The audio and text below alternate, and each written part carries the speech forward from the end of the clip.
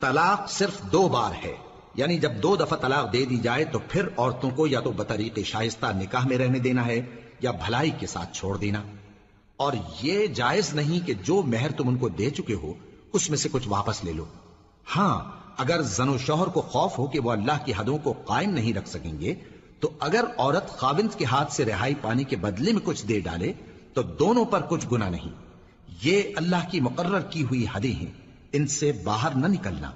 اور جو لوگ اللہ کی حدوں سے باہر نکل جائیں گے وہ گناہگار ہوں گے۔ پھر اگر شوہر 2 طلاقوں کے بعد تیسری طلاق عورت کو دے دے تو اس کے بعد جب تک عورت کسی دوسرے شخص سے نکاح نہ کر لے اس پہلے شوہر پر حلال نہ ہوگی۔ ہاں اگر دوسرا خاوند بھی طلاق دے دے اور عورت اور پہلا خاوند پھر ایک دوسرے کی طرف رجوع کر لیں تو ان پر کچھ گناہ نہیں،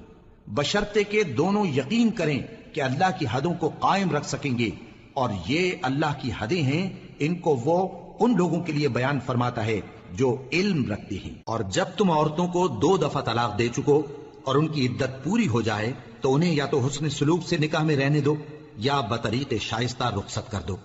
اور اس نیت سے ان کو نکاح میں نہ رہنے دینا چاہیے کہ انہیں تکلیف دو اور ان پر زیادتی کرو، اور جو ایسا کرے گا وہ اپنا ہی نقصان کرے گا، اور اللہ کے احکام کو ہنسی اور کھیل نہ بناؤ۔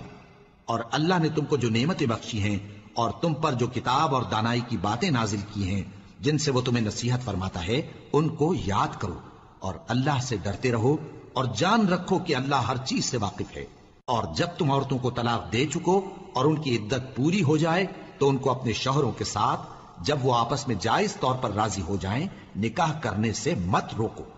اس حکم سے اس شخص کو نصیحت کی جاتی ہے جو تم میں اللہ اور روز آخر پر یقین رکھتا ہے، یہ تمہارے لیے نہایت خوب اور بہت پاکیزگی کی بات ہے، اور اللہ جانتا ہے اور تم نہیں جانتے۔